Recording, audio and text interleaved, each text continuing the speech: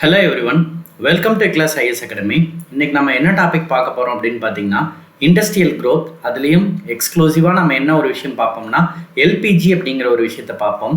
இந்த எல்பிஜி அப்படிங்கிறது கிட்டத்தட்ட நம்ம 1991 பாலிசியினுடைய இம்பார்ட்டன்ஸ் ஆஃப் இண்டஸ்ட்ரியல் பாலிசிஸ்ன்னு நம்ம சொல்லலாம். என்ன ரீசன் அப்படின்னு பார்த்தீங்கன்னா நம்மளோட ப்ரீவியஸ் இண்டஸ்ட்ரியல் பாலிசின்னு பார்த்தீங்கன்னா 1948, 1956, 1977, 1980 அண்ட் 1991 அப்படின்னு நம்ம சொல்லுவோம். சரிங்களா? இதில் 4 விஷயங்களும் நம்ம ஏற்கனவே டிஸ்கஸ் பண்ணிட்டோம். இப்போ இந்த 1991 ஏன் நம்ம தனியான ஒரு விஷயமா நம்ம பார்க்குறோம் அப்படின்னு பார்த்தீங்கன்னா இந்த எல்பிஜினுடைய இம்பேக்ட் அப்படிங்கிறது கிட்டத்தட்ட இந்தியன் எக்கானமியோட க்ரோத்தில் ஒரு மிக முக்கியமான பங்களிப்பை கொடுத்துச்சு அப்படிங்கிறத நம்மளால பார்க்க முடியுது. அதனால தான் நம்ம இந்த எல்பிஜி அப்படிங்கிற ஒரு விஷயத்த தனித்துவமாக நம்ம பார்க்குறோம். சரிங்களா? ஸோ ஃபர்ஸ்ட் திங், நம்மளோட இண்டிபெண்டன்ஸ் டைம் அப்போ நம்ம பார்த்துருப்போம். டைம் ஆஃப் த இண்டிபெண்டன்ஸ் பார்த்தீங்க அப்படின்னா இந்தியாவினுடைய எக்கனாமிக் சிஸ்டம் என்ன மாதிரி இருந்துச்சு அப்படின்னு பார்த்தீங்கன்னா it was a backward economy அப்படிங்கிறத நம்மளால சொல்ல முடியுது. அப்போ கிட்டத்தட்ட ஒரு மிகப்பெரிய ஒரு பொருளாதார நலிவடைந்த நிலையில தான் நம்மளோட இந்தியா அப்படிங்கிறது அந்த காலகட்டத்தில் இருந்துச்சு அப்படிங்கிறத பார்க்கலாம். அப்போ இந்த பேக்வர்ட் எக்கானமி அப்படிங்கிற ஒரு விஷயத்துல இருந்து இந்தியா கிட்டத்தட்ட எப்படி இவ்வளோ பெரிய ஒரு குரோத்துக்கு வந்துச்சு அப்படிங்கிறத பார்க்கும் பொழுது நமக்கு ஒரு மிகப்பெரிய ஃபயர் பிளான்ஸினுடைய தாக்கம் நமக்கு என்னங்கிறது புரிஞ்சிருக்கும். அது மட்டும் இல்லாமல் இந்த இண்டிபெண்டன்ஸ் டைமில் பார்த்தீங்க அப்படின்னா we don't have the proper technological systems also. அப்போ டெக்னாலஜி பேஸ் பண்ணி எந்த விதமான இம்ப்ரூவ்மெண்ட்ஸுமே இல்லாமல் இருந்த ஒரு காலம். அது மட்டும் இல்லாமல் சயின்டிஃபிக் கேப்பபிலிட்டிஸும் நமக்கு ரொம்ப கம்மியாக இருந்துச்சு. இண்டஸ்ட்ரியலைசேஷன் அப்படிங்கிறதும் ரொம்ப புவராக இருந்துச்சு. அப்போ இந்த மாதிரியான ஒரு சூழ்நிலைகளில் நமக்கான பேசிக் இன்ஃப்ராஸ்ட்ரக்சரை கிரியேட் பண்ண முடியாத ஒரு தருணங்களில் தான் நாம் எல்லாமே இருந்தோம் அப்படின்னு பார்க்க முடியுது. அப்போ நம்மளோட இண்டிபெண்டன்ஸ்க்கு பிறகு பார்த்தீங்கன்னா நம்ம முன்னாடியே பார்த்த மாதிரி அந்த 48 இண்டஸ்ட்ரியல் பாலிசி, 1956 இண்டஸ்ட்ரியல் பாலிசி அப்படிங்கிறதுலாம் ரொம்ப இம்பார்ட்டண்ட்டான ஒரு க்ரோத்தை நமக்கு கொடுத்துச்சு அப்படிங்கிறத பார்க்க முடியுது. அப்போ இந்த மாதிரி ஒரு க்ரோத் வந்ததுக்கான அடிப்படை காரணமாக நம்மளுடைய பொருளாதாரம் சார்ந்து மிக முக்கியமான பங்களிப்பை கொடுத்த ஒரு விஷயமாக தான் நம்மளுடைய 1991 இண்டஸ்ட்ரியல் பாலிசிஸ் அப்படிங்கிறது ஒரு இம்பார்ட்டண்ட்டான விஷயத்தை கொடுக்குது அப்படிங்கிறத பார்க்கலாம். அப்போ போஸ்ட் இண்டிபெண்ட் இந்தியாவில் கிட்டத்தட்ட இந்த 1991 பாலிசிஸ் அப்படிங்கிறது it was an important landmark அப்படின்னு நமக்கு சொல்லப்படுது. சரிங்களா? ஸோ ஃபர்ஸ்ட் எல்பிஜினா என்னங்கிறத தெரிஞ்சுக்கலாம். எல்பிஜி அப்படின்னா லிபரலைசேஷன், பிரைவேட்டைசேஷன் அண்ட் குளோபலைசேஷனுங்க. அதாவது இந்த பாலிசி தான் நம்ம என்ன சொல்லுவோம் அப்படின்னு பார்த்தீங்கன்னா நியூ எக்கனாமிக் பாலிசி அப்படின்னு நம்ம சொல்லுவோம். புதிய பொருளாதார கொள்கை அப்படின்ட்டு. சரிங்களா? ஸோ இந்த நியூ எக்கனாமிக் பாலிசிஸ் அப்போ 1951 கிட்டத்தட்ட 1990 வரைக்குமே பார்த்தீங்க அப்படின்னா இந்தியா சோஷியலிஸ்டிக் பேட்டர்னை தான் நமக்கு ஃபாலோ பண்ணுச்சு அப்படிங்கிற மாதிரி நமக்கு ஒரு புரிதல் இருக்கணும். என்ன ரீசன் அப்படின்னு பார்த்தீங்கன்னா தன்னோட ஃபர்ஸ்ட் இண்டஸ்ட்ரியல் பாலிசியை 1948 சொல்லியிருந்தாலும் கிட்டத்தட்ட இந்த இண்டஸ்ட்ரியல் பாலிசியை நடைமுறைப்படுத்தினதிலிருந்து அல்லது அதனுடைய முடிவுகள் எல்லாத்தையுமே எடுத்த வரைக்கும் ஃபுல் கண்ட்ரோலுமே யார்கிட்ட இருந்திருக்கும் அப்படின்னு பார்த்தீங்கன்னா நம்மளோட சென்ட்ரல் கவர்மெண்ட் கண்ட்ரோலில் தான் இருந்திருக்கும். சென்ட்ரல் கவர்மெண்ட் இந்த சென்ஸ் நம்மளோட பிளானிங் கமிஷன் கட்டுப்பாட்டில் தான். அப்போ இந்த 1948 பாலிசிஸை இம்ப்ளிமெண்ட் பண்ணிட்டோம். தென் அடுத்ததே பார்த்தீங்க அப்படின்னா 1956 தான் என்ன பண்ணப்படுது, செகண்ட் 5 இயர் பிளானில் நம்ம இண்டஸ்ட்ரியல் ரிலேட்டடான விஷயங்கள் கொண்டு வரப்படுது. அப்போ 48ம் 56ம் கிட்டத்தட்ட எவ்வளோ இம்பார்ட்டன்ஸை நமக்கு கொடுத்துச்சு அப்படிங்கிறது தெரிஞ்சிருக்கும்.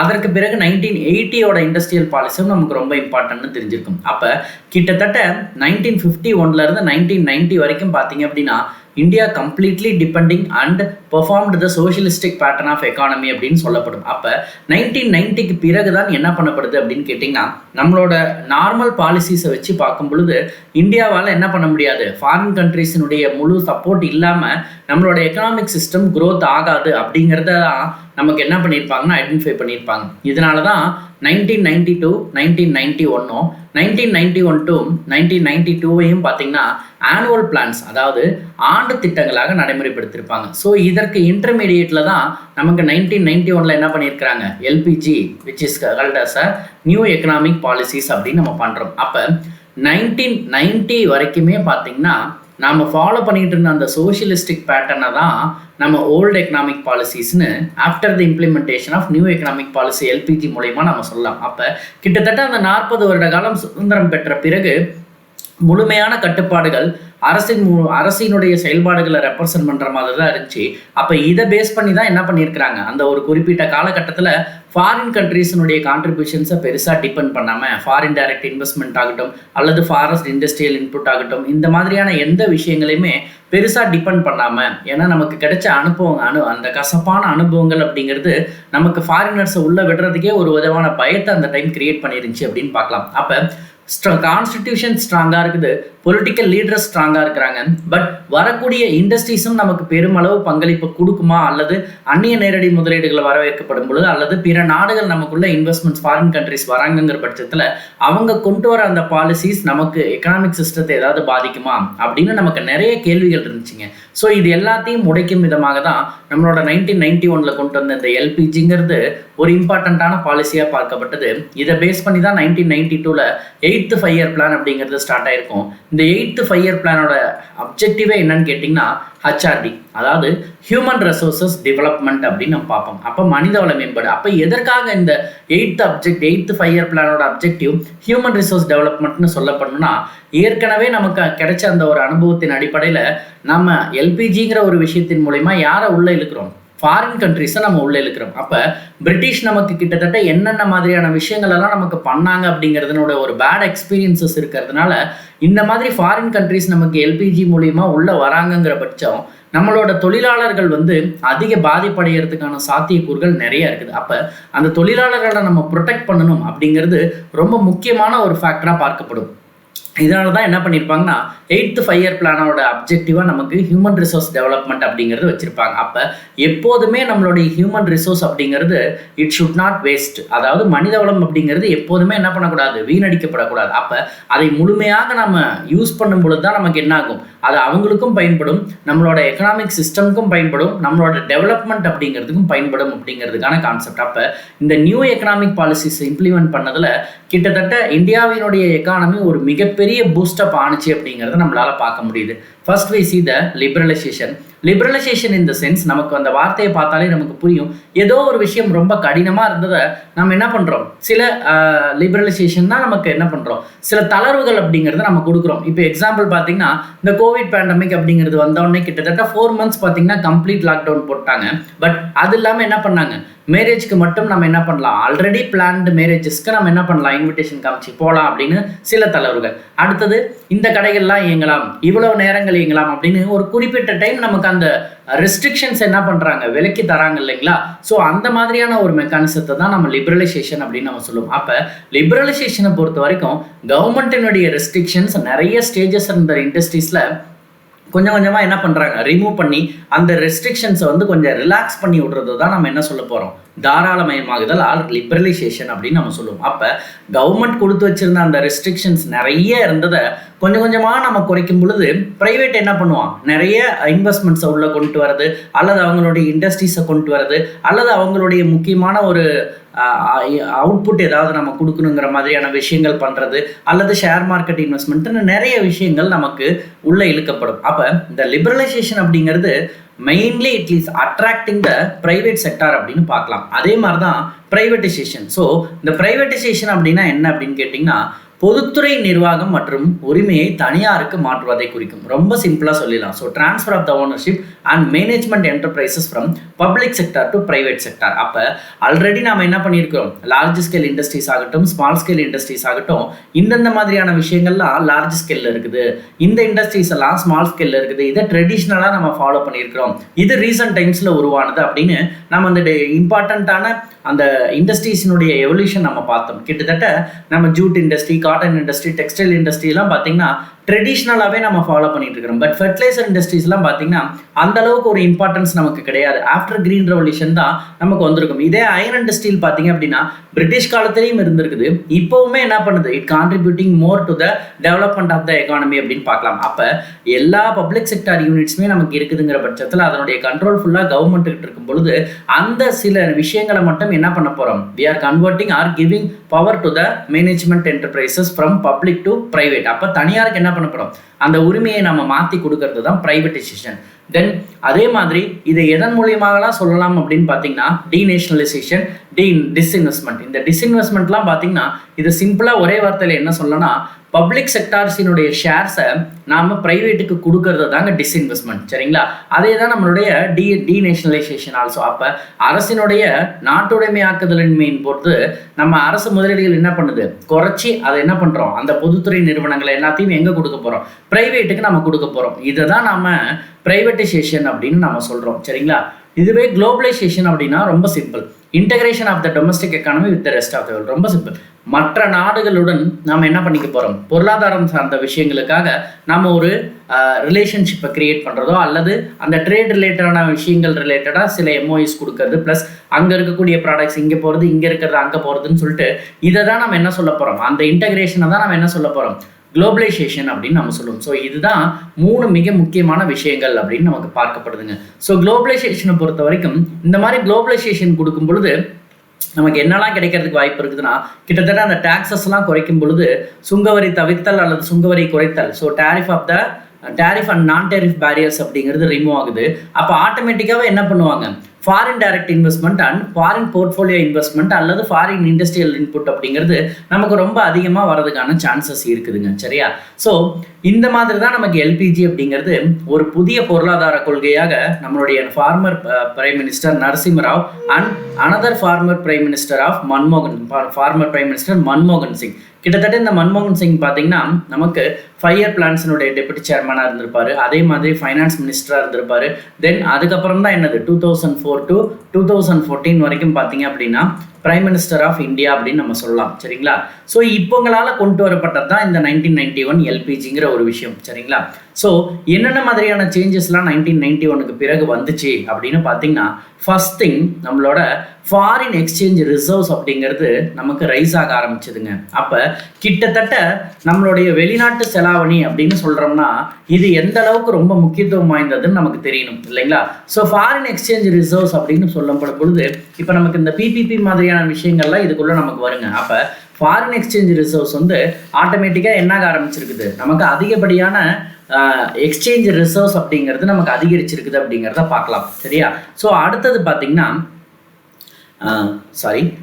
ரேபிட் இண்டஸ்ட்ரியலைசேஷனுங்க. அப்போ தொழில்மயமாகுதலும் என்ன இருக்குது, நமக்கு அதிகரிச்சிருக்குது அப்படிங்கிறத பார்க்கலாம். அதே மாதிரி பேட்டர்ன் ஆஃப் த கன்சம்ஷனும் என்ன இருக்குது, நமக்கு இம்ப்ரூவ் ஆகிருக்குது அப்படிங்கிறத நம்மளால சொல்ல முடியுது. அப்போ இந்த 3 மிக முக்கியமான விஷயங்களும் தான் நமக்கு எல்பிஜிங்கிற ஒரு விஷயத்தின் மூலமாக கொண்டு வரப்பட்டிருக்குது அப்படின்னு நம்மளால பார்க்க முடியுது. அப்போ ஃபாரின் ரிசர்வ்ஸ் இன்க்ரீஸ் ஆகிருக்குது. அதே மாதிரி பார்த்தீங்கன்னா ரேபிட் இண்டஸ்ட்ரியலைசேஷனும் நமக்கு வந்திருக்குது.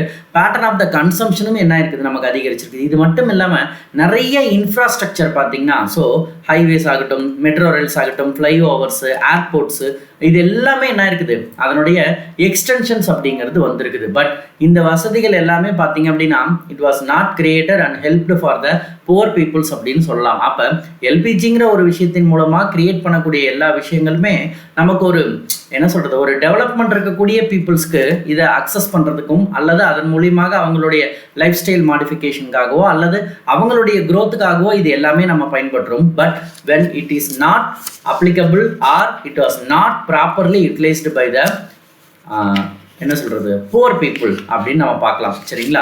ஸோ இதுதான் மேஜர் சேஞ்சஸ்னு பார்க்கப்படுது. அடுத்தது important initiatives by the government towards industrial policy. அப்போ கிட்டத்தட்ட இந்த தொழிற்கொள்கையின் மூலமாக என்ன பண்ணப்பட்டிருக்குது, அரசு பல்வேறு முயற்சிகளை எடுத்திருக்குது அப்படிங்கிறத பார்க்கலாம். அப்போ அதன் மூலிமா என்னென்ன விஷயங்கள்லாம் வந்துச்சு அப்படின்னு பார்த்தீங்கன்னா, first thing industrial delicensing and dereservation of the industrial sector. அப்போ இந்த இண்டஸ்ட்ரியல் செக்டாரினுடைய சப்போர்ட்டிங் ஆகட்டும் அல்லது டீலைசன்சிங் ஆகட்டும், இது எல்லாமே ரொம்ப முக்கியமானதாக பார்க்கப்படுதுங்க. சரியா? ஏன்னா இந்த டீலைசன்சிங்லாம் கிட்டத்தட்ட நமக்கு ரொம்ப முக்கியமானது. ஓகேங்களா?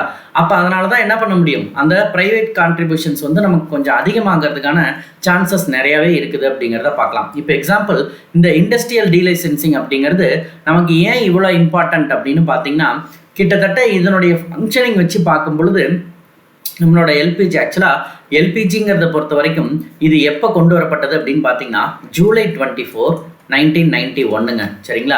ஸோ இது பிரகாரம் நம்ம கொண்டு வரும் பொழுது அதுக்கு முன்னாடி ஃபாலோ பண்ணிக்கிட்டு இருந்த நிறைய சேஞ்சஸ் வந்து பார்த்திங்கன்னா நம்ம என்ன பண்ணியிருக்கிறோம், ரெகுலேட்டடாக இருந்த ஒரு விஷயங்களை டீரெகுலேட் பண்ணி அந்த ப்ரைமரி அப்ஜெக்டிவ் என்னன்னு பார்த்தீங்கன்னா இண்டஸ்ட்ரியல் பாலிசியை ப்ரொமோட் பண்ண போகிறோம்.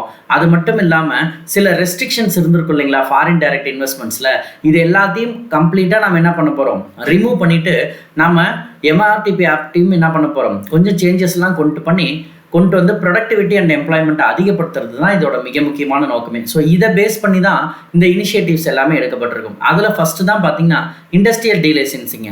அப்போ நம்மளோட இந்த இண்டஸ்ட்ரியல் பாலிசி பொறுத்த வரைக்கும் இதன் மூலிமா நிறைய இண்டஸ்ட்ரியல் லைசன்சிங் பார்த்தீங்க அப்படின்னா லைசன்ஸ் ராஜ் அல்லது ரெட் டேப்பிசம் அப்படின்னு சொல்லுவாங்க. ஸோ இதன்படி என்ன பண்ணப்பட்டது, நமக்கு மாற்றங்கள் அதில் கொண்டு வரப்பட்டது. அது மட்டும் இல்லாமல் இந்த இண்டஸ்ட்ரியல் லைசன்சிங் பாலிசிஸ் அப்படிங்கிறது பிரைவேட் செக்டார் ஃபார்ம்ஸ் என்ன பண்ணுச்சு, செக்யூர் பண்ணி அவங்களுடைய லைசன்ஸை வச்சு நிறைய இண்டஸ்ட்ரீஸை ஸ்டார்ட் பண்ணுறதுக்கு சப்போர்ட் பண்ணுச்சு அப்படின்னு பார்க்க முடியுது. ரெண்டாவது பார்த்தீங்கன்னா டீரிசர்வேஷன் ஆஃப் த இண்டஸ்ட்ரியல் செக்டாருங்க. அப்போ முன் காலகட்டங்களில் ப்ரீவியஸாக நம்ம என்ன பண்ணியிருந்தோம்னா பப்ளிக் செக்டாரை பொறுத்த வரைக்கும் ரிசர்வேஷன் அப்படிங்கிறது கேபிட்டல் குட்ஸ்லையோ அல்லது கீ இண்டஸ்ட்ரீஸ்லையோ கொடுத்துருந்துச்சு. பட் இண்டஸ்ட்ரியல் டீரெகுலேஷனில் என்ன பண்ணப்படுதுன்னா நிறைய இண்டஸ்ட்ரியல் செக்டார்ஸை ஓப்பன் பண்ணி அது பிரைவேட் கண்ட்ரோலுக்கு நம்ம கொண்டு போகிற மாதிரியான ஒரு விஷயம் உருவாக்கப்பட்டிருக்குது. அதுபடி தான் ஒரு 3 மிக முக்கியமான விஷயங்கள் கொண்டு வந்திருப்பாங்க. என்ன அப்படின்னு பார்த்தீங்கன்னா அட்டாமிக் எனர்ஜி கொண்டு வந்திருப்பாங்க, அதே மாதிரி மைனிங் கொண்டு வந்திருப்பாங்க, தென் ரயில்வேஸ் அப்படிங்கிற ஒரு விஷயம் கொண்டு வந்திருப்பாங்க. ஸோ இந்த மாதிரிலாம் கொண்டு வரும் பொழுது சில விஷயங்கள் பார்ட்டிசிபேஷன் நம்மளோட பிரைவேட் செக்டாரும் இருந்துச்சு அப்படின்னு நம்ம பார்க்க முடியுது.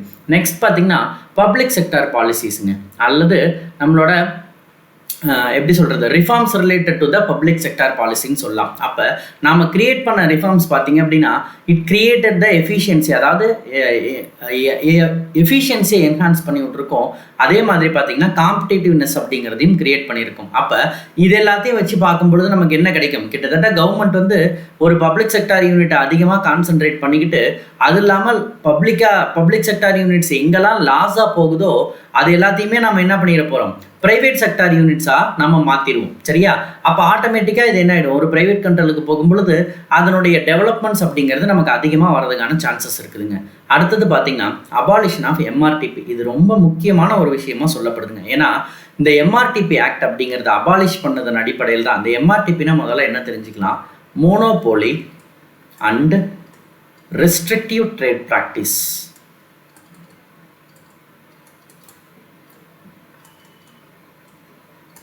ஸோ இதை தான் சொல்லுவோம். இதை அபாலிஷ் பண்ணதன் வழியில் கிட்டத்தட்ட 2010 பார்த்தீங்கன்னா ஒரு காம்படிஷன் கமிஷன் அப்படிங்கிறது எமர்ஜ் ஆகி வாட்ச்டாக் மானிட்டரிங் ப்ராக்டிசஸ் அப்படிங்கிறது நமக்கு உருவானுச்சு அப்படின்னு பார்க்கலாம். அப்போ இந்த பாலிசிஸ் கிட்டத்தட்ட நமக்கு மிகப்பெரிய சேஞ்சஸை கொடுத்துச்சு அப்படின்னே பார்க்கலாம். அடுத்தது பார்த்தீங்கன்னா foreign investment policy and foreign technology policy அப்படின்னு நம்ம சொல்லலாம். கிட்டத்தட்ட நம்மளோட எக்கனாமிக் ஃபார்மட் இந்த ரிஃபார்ம் அப்படிங்கிறது நம்ம பாலிசிஸில் கொண்டு வந்த இந்த 1991 new economic policy considered as a new economic reform. கிட்டத்தட்ட இதை ஒரு சிவப்பு கம்பளம் விரித்து வேற நாடுகளை வந்து நம்ம நாட்டுக்குள்ள தொழில் செய்வதற்காகவும் அவங்களோட டெக்னாலஜிஸை நம்ம கிட்ட கொண்டு வரதுக்காகவும் முயற்சிகள் மேற்கொள்ளப்பட்டு ஒரு வெற்றியடைந்த விஷயமாக கருதப்படுதுங்க. அப்போ ஃபாரின் இன்வெஸ்ட்மெண்ட்ஸ் அப்படிங்கிறது என்ன பண்ணப்படுது, இந்த டைம்ல நமக்கு வரவேற்கப்படுது. அப்போ இந்த பாலிசிஸை பயன்படுத்தி தான் கிட்டத்தட்ட ஹை லெவல் டெக்னாலஜிஸ் மற்றும் நிறைய ப்ரையரிட்டைசேஷன் இண்டஸ்ட்ரீஸ்லாம் நமக்கு உருவாக்கப்பட்டிருக்குங்க. அப்போ இந்த பாலிசிஸ் மூலமாக தான் என்ன பண்ணப்படுது, பிற நாடுகள் ஃபாரின் கண்ட்ரிஸ் எல்லாம் நம்ம நாட்டுக்குள்ள வந்து தொழில் பண்ணுன்னு நினைக்கிறாங்க. அப்போ இந்த லிமிட் கிட்டத்தட்ட 74% பார்த்தீங்க அப்படின்னா நமக்கு இன்க்ரீஸ் ஆயிருக்குது அப்படிங்கிறத பார்க்கலாம். அது மட்டும் இல்லாமல் நம்மளோட ஃபாரின் இன்வெஸ்ட்மெண்ட் ப்ரொமோஷன் போர்டுன்னு சொல்லுவாங்க. இதுவும் கிட்டத்தட்ட அந்த இன்டர்நேஷனல் ஃபர்ம்ஸ் அண்ட் அப்ரூவலுக்கு எல்லாத்துக்குமே டைரக்டான ஏரியாஸை செலக்ட் பண்ணுறதுக்கும் சப்போர்ட் பண்ணுச்சு அப்படிங்கிறத பார்க்கலாம். சரிங்களா? ஸோ அடுத்தது இந்த எல்பிஜினால அக்ரிகல்ச்சர் செக்டாரில் என்ன மாதிரியான இம்பாக்ட் கிரியேட் ஆனிச்சுங்கிறத நம்ம தெரிஞ்சுக்கணும். ஸோ க்ரோத் அப்படின்னு பார்க்கும் பொழுது கிட்டத்தட்ட க்ரோத் ரேட் அப்படின்னு பார்த்தீங்கன்னா நமக்கு அக்ரிகல்ச்சர் செக்டாரோட கான்ட்ரிபியூஷனை தாண்டி இண்டஸ்ட்ரியல் செக்டாருக்கு தான் நமக்கு இந்த எல்பிஜி அதிக ப்ரொமோஷன்ஸ் கொடுத்துச்சுன்னு பார்ப்போம். பட் அது மட்டும் இல்லாமல் அக்ரிகல்ச்சர் ரிலேட்டடாகவும் நமக்கு என்ன இருக்குது, நிறைய விஷயங்களை கிரியேட் பண்ணியிருக்குது. ஃபார் எக்ஸாம்பிள் கிராப் இன்சூரன்ஸ் அப்படிங்கிறது ரொம்ப முக்கியமான ஒரு விஷயங்க. என்ன ரீசன் அப்படின்னு பார்த்தீங்கன்னா இந்தியாவை பொறுத்த வரைக்கும் அடிக்கடி நமக்கு ட்ரப்ஸும் ஃப்ளட்ஸும் வர்றதுக்கான சான்சஸ் அதிகமாக இருக்குது அப்படின்னு பார்க்குறோம் இல்லைங்களா? ஸோ அப்போ இந்த மாதிரி டைமில் நம்ம ஃபார்மர்ஸுக்கு கொடுக்க வேண்டிய ஒரு ப்ரொடெக்ஷன் அப்படிங்கிறது ரொம்ப முக்கியமானதாக பார்க்கப்படுது. அப்போ ஃபார்மர்ஸை ப்ரொடெக்ட் பண்ணுறங்கிறப்ப எதிலிருந்து நம்ம ப்ரொடெக்ட் பண்ண போகிறோம், we have to protect the farmers and crops from the natural calamities. அப்போ இயற்கை சீற்றங்கள் அப்படிங்கிற ஒரு விஷயம் வரும்பொழுது ஃபார்மர்ஸுக்கு ஏதாவது பாதிப்புகள் ஏற்படுது அப்படிங்கிற பட்சத்தில் அவங்களுக்கு இந்த மாதிரியான ஒரு கிராப் இன்சூரன்ஸுங்கிற ஒரு விஷயத்தை வச்சு நம்மளால என்ன பண்ண முடியும், கிரெடிட் எலிஜிபிலிட்டி அப்படிங்கிறத அவங்களோட நெக்ஸ்ட் சீசன் வரைக்கும் நம்மளால கொடுக்க முடியும். ஸோ இதை பேஸ் பண்ணி தான் கவர்மெண்ட் ஆஃப் இந்தியா என்ன பண்ணுது அப்படின்னு பார்த்தீங்கன்னா நிறைய அக்ரிகல்ச்சர் ஸ்கீம்ஸை த்ரூ அவுட் த கண்ட்ரிக்கு நமக்கு கொடுத்துருக்குது. இதில் one of the most important scheme தான் பார்த்தீங்கன்னா பிரதான் மந்திரி ஃபசல் பீமா யோஜனா அப்படிங்கிறது. ஸோ இந்த ஃபசல் பீமா யோஜனா அப்படிங்கிறது என்ன சொல்கிறோம்னா, ஷார்ட்டாக prime minister Fasal Bima Yojana prime minister crop insurance scheme. So எப்போ லான்ச் பண்ணியிருப்பாங்கன்னா 18th February 2016 தான் இதை லான்ச் பண்ணியிருப்பாங்க. சரிங்களா, இது கிட்டத்தட்ட பார்த்தீங்கன்னா நம்மளோட ஒரு ப்ரீமியம் வந்து எவ்வளோ சொல்லப்படுது அப்படின்னா 2% to the kharif crops and 1.5% to the rabi graphs.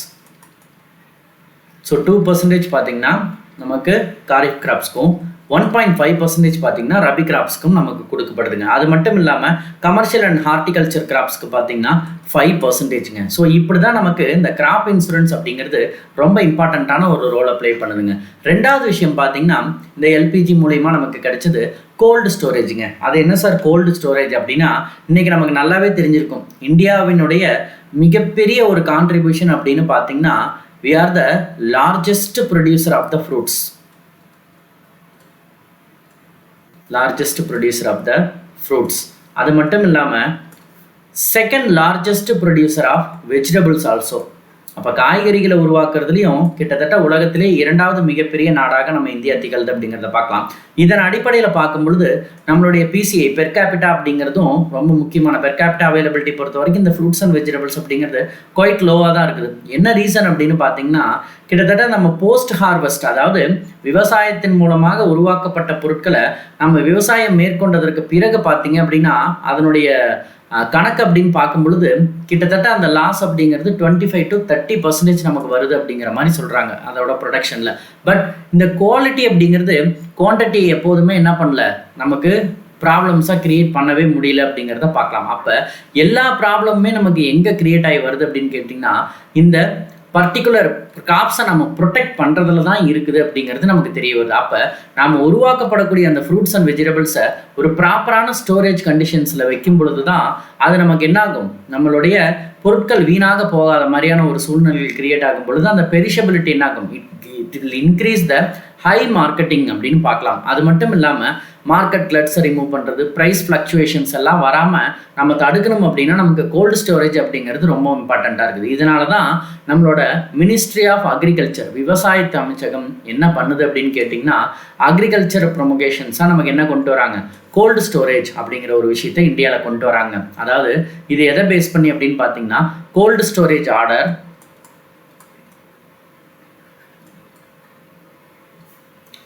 1964ங்க. என்ன செக்ஷன்னா அண்டர் செக்ஷன் 3. சரிங்களா, under 3 section of the essential commodities act.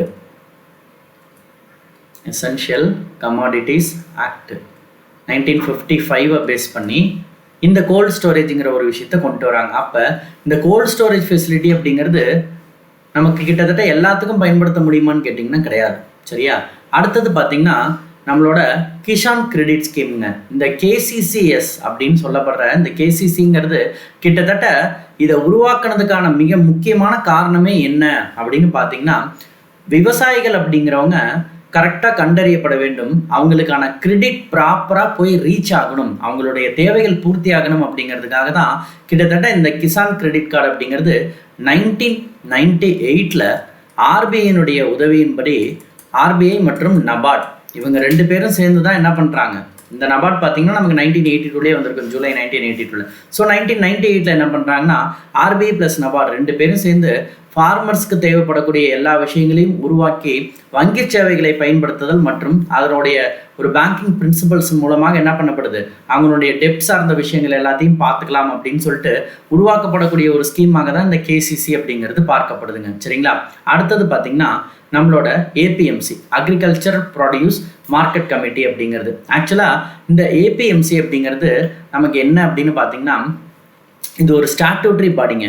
அப்படின்னா ஸ்டேட் கவர்மெண்ட் மூலிமா என்ன பண்ணப்பட்டிருக்குது, சில ட்ரேட் சம்மந்தப்பட்ட விஷயங்கள் அக்ரிகல்ச்சர் அல்லது ஹார்டிகல்ச்சர் அல்லது நம்மளோட லிவ் ஸ்டாக் ப்ராடக்ட் சம்மந்தமாக உருவாக்கப்பட்ட ஒரு விஷயம்தான் நம்மளோட இந்த ஏபிஎம்சி அப்படிங்கிறத பார்க்கலாம். அதை வந்து இதை ஒரு குழு அப்படிங்கிற மாதிரி கூட சொல்லிக்கலாம், அங்காடி குழு அப்படிங்கிறதுக்கு. சரிங்களா, ஸோ மாநில அரசால் உருவாக்கப்பட்ட ஒரு சட்டப்பூர்வமான அமைப்பு அப்படின்னு நம்ம சொல்லிக்கலாம். ஸோ பொதுவாக இந்த ஏபிஎம்சி என்ன பண்ணுவாங்க அப்படின்னு பார்த்தீங்கன்னா it will be promoting the public private partnership. அப்போ அக்ரிகல்ச்சர் ரிலேட்டடாக இருக்கக்கூடிய எல்லா விஷயங்கள்லையும் நம்ம பப்ளிக் ப்ரைவேட் பார்ட்னர்ஷிப்பை கிரியேட் பண்ணுறது. அடுத்தது பார்த்திங்கன்னா market let extension service to the farmers. அப்போ சந்தை சார்ந்த விஷயங்கள்லாம் நடைமுறைப்படுத்துதல் இருக்கக்கூடிய சிக்கல்களை தீர்த்து வைத்தல். அது மட்டும் இல்லாமல் ப்ரைஸ் அப்படிங்கிற ஒரு விஷயம் டிரான்ஸ்பரன்சியாக நம்ம கொண்டு வரலாம். அப்போ மார்க்கெட்டில் நம்ம டைரெக்டாக என்ன பண்ணலாம், நம்மளோட பொருட்களுக்கான விலை நிர்ணயம் செய்கிறது அப்படிங்கிறது ரொம்ப முக்கியமான ஒரு விஷயமா பார்க்கப்படுது. அப்போ அதில் ஒளிவு மறைவு இல்லாமல் நம்ம என்ன பண்ண போகிறோம், டிரான்ஸ்பரன்சியான ஒரு விஷயங்களை பண்ண போகிறோம். அதே மாதிரி ஃபார்மர்ஸ்க்கு அந்த அக்ரிகல்ச்சர் ப்ராடக்ட்ஸை உருவாக்கின அன்னைக்கு, அவங்க அறுவடை பண்ண அன்னைக்கு நம்ம என்ன பண்ண போகிறோம், அவங்களுக்கு பேமெண்ட்ஸை கொடுத்து அதை நம்ம கண்டிப்பாக பயன்படுத்த போகிறோம் அப்படிங்கிற மாதிரியான விஷயங்கள். அதே மாதிரி அக்ரிகல்ச்சர் ஆக்டிவிட்டீஸை ப்ரொமோட் பண்ணுறது, ப்ளஸ் இது சம்மந்தமாக இருக்கக்கூடிய எல்லா விஷயங்களையும் டைம் டு டைம் நம்ம ரிவீல் பண்ணுறதுன்ட்டு நிறைய விஷயங்கள் பார்த்திங்கன்னா நமக்கு இந்த ஏபிஎம்சி மூலியமாக கொண்டு வரப்பட்டிருக்குதுங்க. சரிங்களா? ஸோ நெக்ஸ்ட் பார்த்தீங்கன்னா இந்த நியூ இண்டஸ்ட்ரியல் பாலிசி நான் ஏற்கனவே சொன்னதான், நம்மளோட PV நரசிம்மராவ் கவர்மெண்ட் தான் என்ன பண்ணாங்க, ஜூலை 1991 இந்த இண்டஸ்ட்ரியல் பாலிசிஸ் அப்படிங்கிறத நமக்கு உருவாக்கி கொடுத்தாங்க. சரிங்களா? இப்படி கொடுத்த ஒரு விஷயம்தான் நமக்கு இன்னைக்கு கிட்டத்தட்ட இந்த தாராளமாக்கப்பட்ட கொள்கை அப்படிங்கிறது தான் பொருளாதார வரலாற்றில் ஒரு மிகப்பெரிய மைல்கல்லாக பார்க்கப்படுது அப்படின்னு பார்க்கலாம். சரிங்களா? ஸோ ஹைலைட்ஸ் அப்படின்னு பார்த்தீங்கன்னா ரொம்ப முக்கியமானதா நம்ம ஏற்கனவே சொன்னதான், it was unfolded the Indian economy from centralised bureaucratic control அப்படின்ட்டு. அப்போ அதிகார வர்த்தகத்தின் கட்பாட்டில் இருந்து என்ன இருக்குது, இந்திய பொருளாதாரம் விடுவிக்கப்பட்டதாக சொல்லப்படுது. அப்போ என்ன ரீசன் அப்படின்னு பார்த்தீங்கன்னா கிட்டத்தட்ட இந்த MRTP தான். சரிங்களா? அப்போ பப்ளிக் என்டர்பிரைசஸ் வந்து பார்த்தீங்கன்னா ரீஎக்ஸாமைன் பண்ணப்படுது. என்ன ரீசன் அப்படின்னு பார்த்தீங்கன்னா வளர்ச்சி வீதம் குறைஞ்சிக்கிட்டே போகுது. க்ரோத் அப்படிங்கிறதுனுடைய ரேட் பார்த்தீங்கன்னா குறைஞ்சிக்கிட்டே போகிறதுனால இது நம்ம ஒரு என்ன பண்ணலாம், ஒரு ரீஎக்ஸாமின் பண்ணலாம் அப்படிங்கிற மாதிரியான விஷயம் கொண்டு வந்து தான் இந்த MRTP ஆக்ட் அப்படிங்கிறத கொண்டு வரும் பொழுது நமக்கு ரெஸ்ட்ரிக்ஷன்ஸ் இருந்த அந்த டைரக்ட் இன்வெஸ்ட்மெண்ட், ஃபாரின் இன்வெஸ்ட்மெண்ட்ஸ் வந்து பார்த்தீங்கன்னா ரிமூவ் பண்ணப்படுது. ஸோ அதுக்கப்புறம் தான் நிறைய விஷயங்கள் உள்ளே இழுக்கப்படும். அதன் பேஸ் பண்ணி தான் நமக்கு என்ன இருக்குது, liberalisation supported more to the industrial policy 1991 அப்படின்னு பார்க்கலாம். அப்போ இண்டஸ்ட்ரியல் லைசன்சிங் ஆகட்டும், ஃபாரின் இன்வெஸ்ட்மெண்ட் ஆகட்டும், நம்ம யூஸ் பண்ணுற ஃபாரின் டெக்னாலஜி ஆகட்டும், பப்ளிக் செக்டார் பாலிசி ஆகட்டும், அண்ட் MRTP ஆக்ட் ஆகட்டும், இது எல்லாத்துக்குமே சில ரிஃபார்ம்ஸ் அப்படிங்கிறத நமக்கு கொண்டு வந்திருக்குது இந்த இண்டஸ்ட்ரியல் பாலிசி 1991. அது மட்டும் இல்லாமல் அந்த இண்டஸ்ட்ரியல் லைசன்சிங் பெறுறதுல இருந்த பிரச்சனைகள் எல்லாமே என்ன பண்ணப்பட்டிருக்குது, ரிமூவ் பண்ணப்பட்டிருக்குது. அந்த உரிமம் பெறுவதில் என்ன பண்ணப்பட்டிருக்குது, there were several changes took place அப்படின்னு பார்க்கலாம். அப்போ பல தொழில்களுக்கான உரிமம் பெறுவதிலிருந்து என்ன பண்ணப்பட்டது, விலக்களிக்கப்பட்டது. ஸோ இதன்படி தான் 18 இண்டஸ்ட்ரீஸ் பார்த்தீங்க அப்படின்னா included for compulsory licensing. So என்ன மாதிரியான விஷயங்கள் எல்லாம் நமக்கு இதில் வந்துச்சுன்னு பார்த்தீங்கன்னா லிக்லைட், அதே மாதிரி நம்மளுடைய coal, petroleum, sugar, industrial explosives, hazardous chemical, electronics, aerospace and defence material, drugs, pharmaceuticals எல்லாமே பார்த்தீங்கன்னா இந்த கேட்டகரிக்குள்ளே நமக்கு கொண்டு வந்தாங்க. ஸோ அதே மாதிரி இந்த 1991க்கு பிறகு நம்ம செக்யூரிட்டி ஆகட்டும், அல்லது ஹெல்த் ஆகட்டும், அல்லது என்விரான்மெண்டல் ஆகட்டும், இதுவுமே என்ன பண்ணப்பட்டிருக்குது, நமக்கு எக்ஸ்ட்ரா என்ன பண்ணப்பட்டிருக்குது, விடுவிக்கப்பட்டிருக்குது. அப்போ இதை பேஸ் பண்ணி தான் நமக்கு பார்த்தீங்கன்னா மோட்டார் வாகனம், அதாவது மோட்டார் கார்ஸ், ஒயிட் குட்ஸ், ரா ஹீட்ஸ், ஸ்கின், பேட்டர்ன் லெதர் எல்லாமே வந்திருக்குது. இந்த டீரிசர்வேஷனை பேஸ் பண்ணி தான் பப்ளிக் செக்டாரினுடைய ஃப்ளோ என்ன இருக்குது, இன்வெஸ்ட்மெண்ட் அப்படிங்கிறது எல்லாமே நமக்கு வந்திருக்குது அப்படிங்கிறத பார்க்கலாம். ஸோ அப்போ அது மட்டும் இல்லாமல் கிட்டத்தட்ட நம்ம கிடைச்ச மூலதனம் அப்படிங்கிறத பார்க்கும் பொழுது டைரக்ட் இன்வெஸ்ட்மெண்ட் FDI பொறுத்த வரைக்கும் கிட்டத்தட்ட 51% பார்த்தீங்கன்னா நமக்கு அதுக்கான பெர்மிஷன்ஸ் அப்படிங்கிறது கொடுக்கப்பட்டது. அது மட்டும் இல்லாமல் ஃபாரின் கம்பெனிஸ் என்கரேஜ் பண்ணப்பட்டதுனால it assisted the Indian industries to export their products in world market. அப்போ நம்மக்கிட்ட அது இந்த அதிகமான பொருட்கள் அல்லது நம்மக்கிட்ட யூஸ் பண்ணணும்னு நினச்ச பொருட்கள்னு நிறைய விஷயங்கள் இருக்கும் பொழுது இதை பிற நாடுகளுடனான வணிக தொடர்பு ஏற்படுறதுக்கு இந்த விஷயங்கள் எல்லாம் சப்போர்ட் பண்ணுச்சு அப்படிங்கிறத நம்மளால் பார்க்க முடியுது.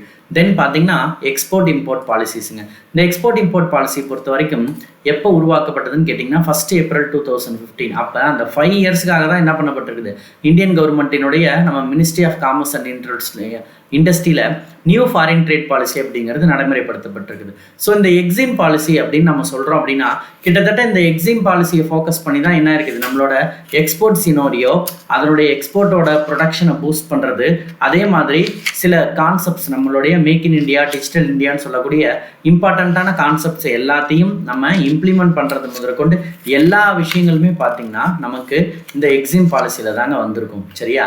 நெக்ஸ்ட் பார்த்திங்கன்னா ரொம்ப இம்பார்ட்டண்ட்டான ஒரு விஷயம் நம்மளோட ஸ்பெஷல் எக்கனாமிக் ஜோன். ஸோ இந்த ஸ்பெஷல் எக்கனாமிக் ஜோன் அப்படிங்கிறதும் கிட்டத்தட்ட ரொம்ப இம்பார்ட்டண்ட்டான ஒரு விஷயம். ஸோ இந்த ஸ்பெஷல் எக்கனாமிக் ஜோன் எதுக்கு அப்படின்னு பார்த்தீங்கன்னா, கிட்டத்தட்ட நம்மளோட ஃபாரின் டைரக்ட் இன்வெஸ்ட்மெண்ட் அப்படிங்கிறது எப்போதுமே ஒரு எக்கனாமிக் சிஸ்டமில் எந்த அளவுக்கு ஃபாரின் டைரக்ட் இன்வெஸ்ட்மெண்ட்ஸ் வருதோ அந்த அளவுக்கு நமக்கு growth அப்படிங்கிற ஒரு விஷயம் நிறைய இருக்கும் அப்படின்னு நம்ம பார்க்கலாம். அப்போ இதற்காக தான் இந்தியன் கவர்மெண்ட் என்ன பண்ணியிருக்கிறாங்க அப்படின்னா, இந்த ஸ்பெஷல் எக்கனாமிக் ஜோன் பாலிசியே என்ன பண்ணுறாங்க, ஏப்ரல் 2000 நமக்கு கிரியேட் பண்ணுறாங்க. ஸோ இது பிரகாரம் நமக்கு என்ன பண்ணப்பட்டிருக்குது அப்படின்னு கேட்டிங்கன்னா, கவர்மெண்ட் சில 400 ஜோன்ஸை நம்மளோட இந்தியா ஃபுல்லாக என்ன பண்ணியிருக்கிறாங்க, தே ஹேவ் ஐடென்டிஃபைடு அப்படின்னு பார்க்கலாம். அப்போ இது கிட்டத்தட்ட என்ன பண்ணும் அப்படின்னு கேட்டிங்கன்னா, விவசாயிகள் கட்டக்கூடிய அந்த விளைநிலங்களையும் வாழ்வாதாரங்களையும் என்ன பண்ணும், இழக்க வேண்டிய சூழ்நிலை அப்படிங்கிறது வந்துச்சு அப்படின்னு பார்க்கலாம். பட் இந்த பாலிசிஸ் பார்த்தீங்கன்னா கிட்டத்தட்ட 400 ஜோன்ஸ் ஐடென்டிஃபை பண்ணிடுச்சு அப்படிங்கிறத பார்க்கலாம். அப்போ இதன் மூலியமாக என்ன அதிகரிக்கும்னா, of course export and we have the globalisation.